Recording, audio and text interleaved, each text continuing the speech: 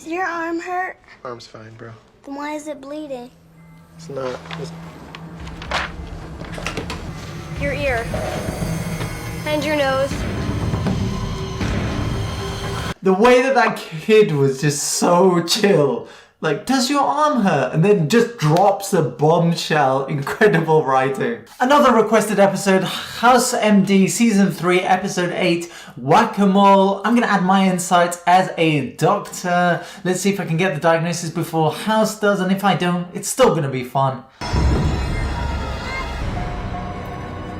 Got a heartbeat. Jack? Jack, I need you to step back. He's my brother. Jack! Call your parents, tell them to go to Princeton Plainsboro Hospital. Our parents died. He's all we've got.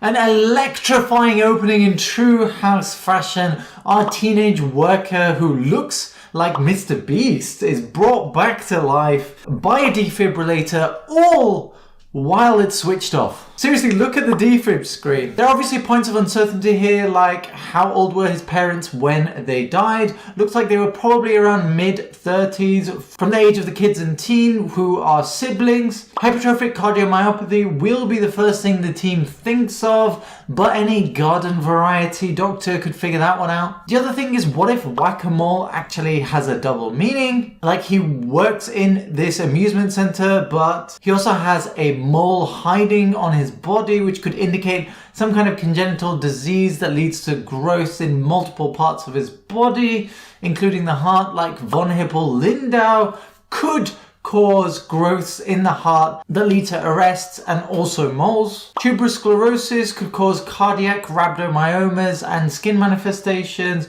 Neurofibromatosis type 1 also. Strip the boy down and check every crevice. Okay, make sure he's alive first. Stress explains everything except the itchy feet. What are you writing? Nothing. If you know the diagnosis, why don't How are you going to learn to swim? Unless I take off your floaties and throw you into shark-infested waters. You get one test each. Oh, House has turned this into a challenge, all based on an itchy foot. If he's right, the patient lives. If he's wrong, the patient dies. Okay, so I would start with, what do I think is actually causing his itchy foot? Oh, now I feel I've got an itchy foot. House said the patient has stress. If the patient has Gilbert syndrome, which is a single deficiency in the UDP enzyme in the liver that processes bile salts, stress could trigger bile salts to build up in the body and lead to his itchy foot. You see, bilirubin in the blood, which is a pigment, is usually processed by this enzyme, and when there's a genetic deficiency that prevents the conjugation of the bilirubin, it ends up spilling into the blood as an unconjugated hyperbilirubinemia. So that would be what I test for if the history and examination didn't reveal anything else. Of course, in real life they would, but you know, this is a puzzle, not real life. Ice cold. Can't you see his heart is fine? There's still a chance that Chase got it right. Blood culture was negative for bacteria. positive for hepatitis A? Oh, damn, so close. I guessed it was because of the buildup of the bile salts in the blood that caused the itch, but it's wrong cause of the bile salts being there. I should have included the vomiting, but House said that everything else was caused by stress, so that was sneaky. Hepatitis A may sound scary, but it's actually the best kind of hepatitis that you could get. That being said, you get it from ingesting fecal particles from contaminated individuals, so the thought of that is enough to make you vomit. It's self-limiting, which means the body usually clears it in about 8 weeks and doesn't leave any permanent damage, unlike some of the other hepatitis, which are contracted from more exotic causes. Fun always has a price, people. Does your arm hurt? Arm's fine, bro. Then why is it bleeding? It's not. Your ear. And your nose. The way that kid was just so chill. Like, does your arm hurt? And then just drops a bombshell. Incredible writing. Anyways, it seems like he's bleeding from basically everywhere, so he's probably in liver failure, and the hepatitis could be incidental, and there's something else that's causing all of these shenanigans. The patient had previously used drugs and then stopped for a while. He could have HIV from injecting. Not sure if they've tested him for it. Entamoeba histolytica could cause the symptoms of vomiting as well as liver failure via an amoebic liver abscess. I would definitely want to look at his full blood screen, do an ultrasound of his liver, and if he's positive, start treatment with metronidazole, do a coagulation screen as well. Still, he doesn't explain why his parents were unwell. If he had rats, then leptospirosis or Wales disease could also cause the symptoms.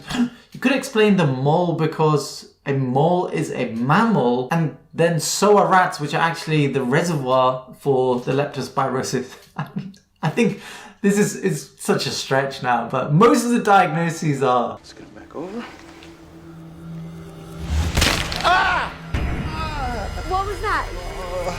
What'd you do? Osteomyelitis means the infection spread to his bones, which means This could be an interesting new clue. They were doing a lumbar puncture, which is also interesting since I can't see how this would be a neurological issue. What could explain the fracture if, rather than infection, this patient has multiple myeloma, which is a cancer of the plasma cells in the body? It would cause him to be tired, bleed excessively, and have lytic lesions in the back and ribs that can cause easy breaking. It doesn't explain the itchy foot, but we know he had Hep A, so it doesn't really need to explain it.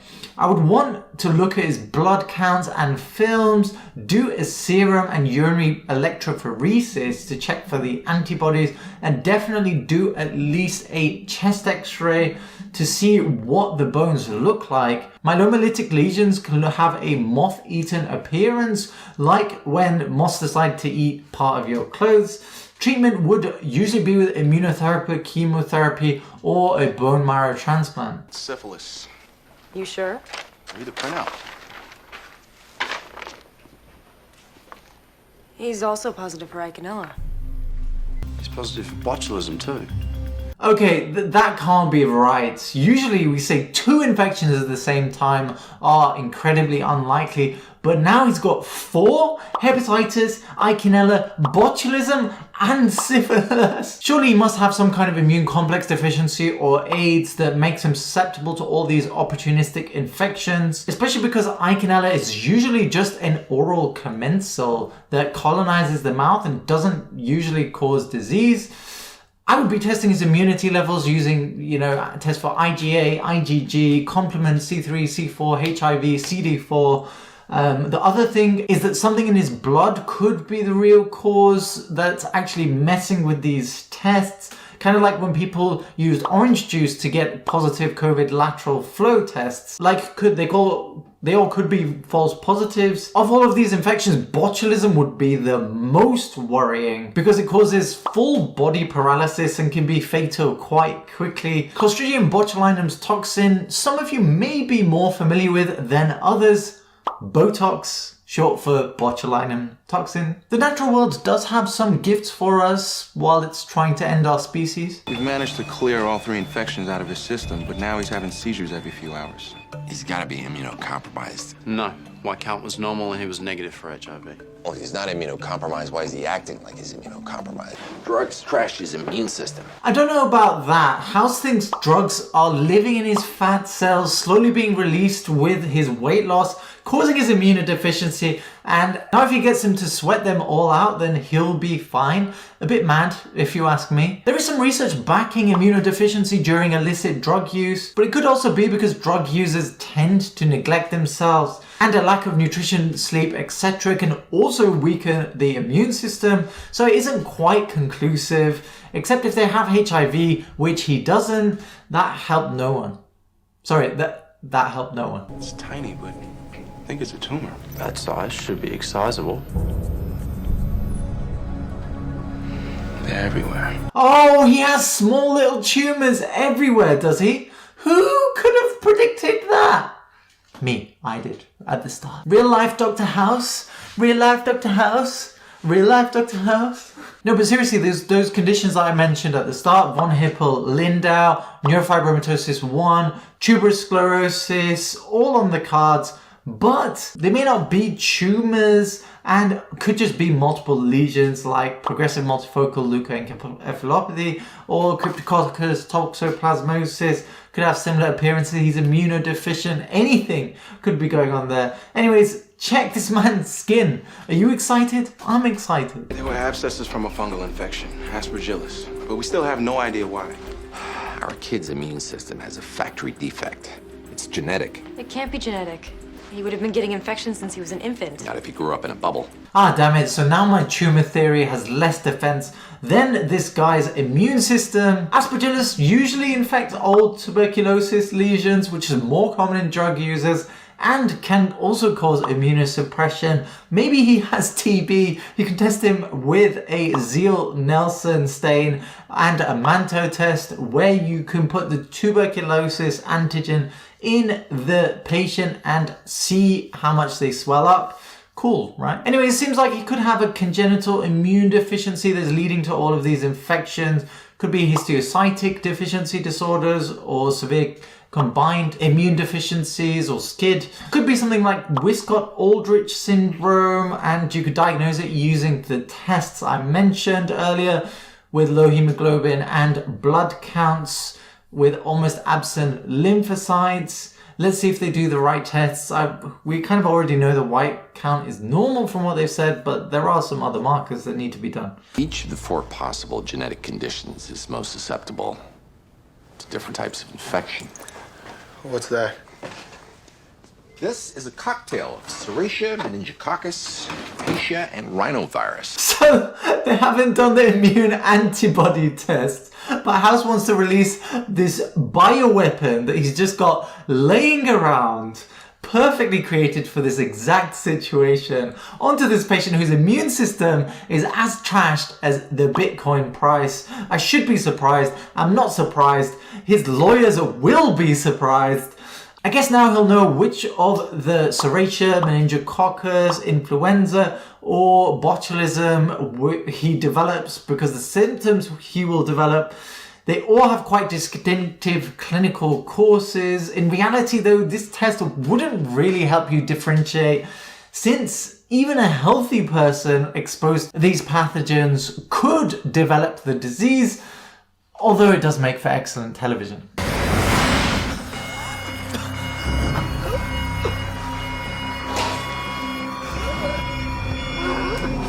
He has chronic granulomatous disease. Game over. Our work is done.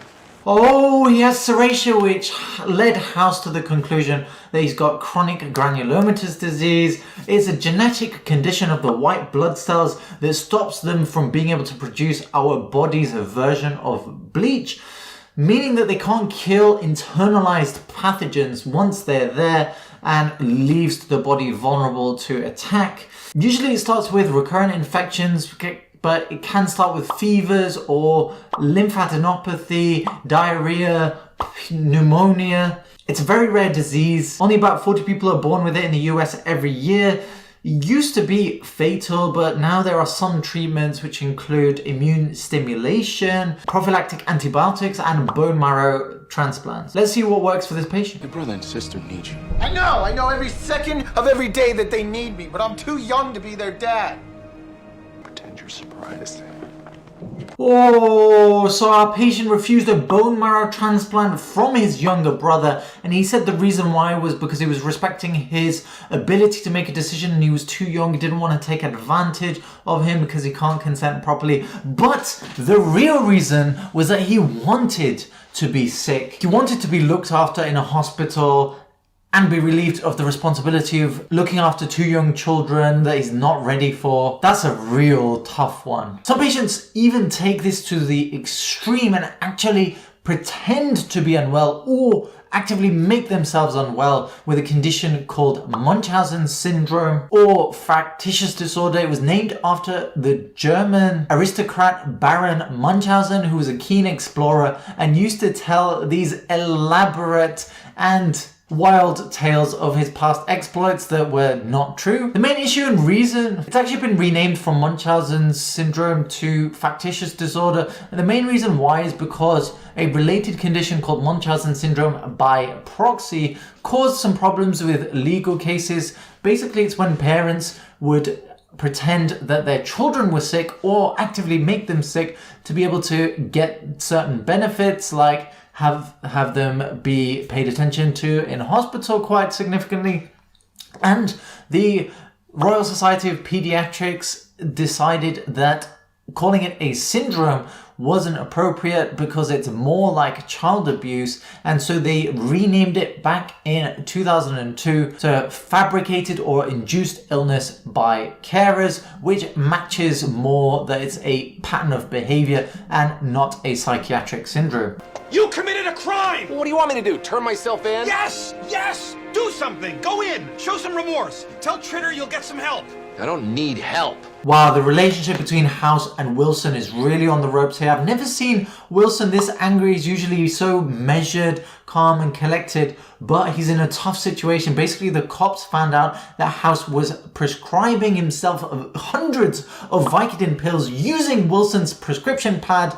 Now, Wilson actually defended him by saying that he wrote the prescriptions and has gotten his license to prescribe revoked because of it. That is seriously tough. Not many people talk about it, but as a doctor, we do get asked to do things that are not 100% legitimate quite frequently, sometimes even from people who are really close to us, like friends. This part of the show shows exactly why resisting is so important. I've worked for a third of my life for my medical license.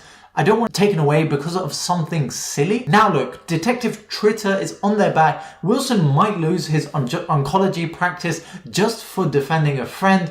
Maybe it's time he let House take the rap for it properly, or is he too deep in? I guess we'll find out in one of the next episodes. Trying to drive me to school.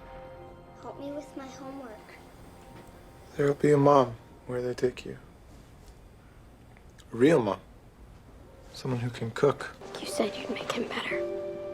Oh, I felt that one. The fact Foreman stood like a gentleman and took that while he knew it's the patient's choice not to get better makes me respect him as a character. He does some questionable things, but I can definitely see his growth throughout the seasons now. You know, this one being season 3, episode 8. This case does remind me about a chemotherapy patient that I saw on palliative care that refused to have more treatment and wanted us to tell her family that it wasn't medically appropriate to treat. She didn't want her family to think that she'd given up. It's tough to know how you would react in this kind of situation, but if you're the kind of person who doesn't really want people to know your true opinion on things, then actually there is this book that I genuinely think changed my life. It's called The Courage to be Disliked by Ichiro Kishimi. I'll drop a link in the description for you. You can get it through a free trial of Audible. Just follow that link and you're supporting the channel also by doing that while getting, honestly, probably one of the best books that you could possibly listen to. So take that there. Anyway, what choice did I make when the patient asked me to tell her family that her cancer shouldn't be treated? You see, we can withhold information due to confidentiality, but we can't actively lie to patients or their families, so I couldn't do it for her. Instead, what I did was slowly, week by week, take her family and speak to them separately in a room, try and discuss with them about their thoughts about treatment and what exactly their goals were, and eventually managed to convince them that actually they agree that going ahead with more chemotherapy wasn't the right option. Sometimes life tries to corner you by making you think there's only 2 options, but some of the best advice I can give you is that if you really look hard, you'll find a 3rd option. Now it's my time to diagnose you, and it seems like you have a house reaction deficiency. The treatment is prescribed just over here, so click to cure yourself. That's it. Stay curious.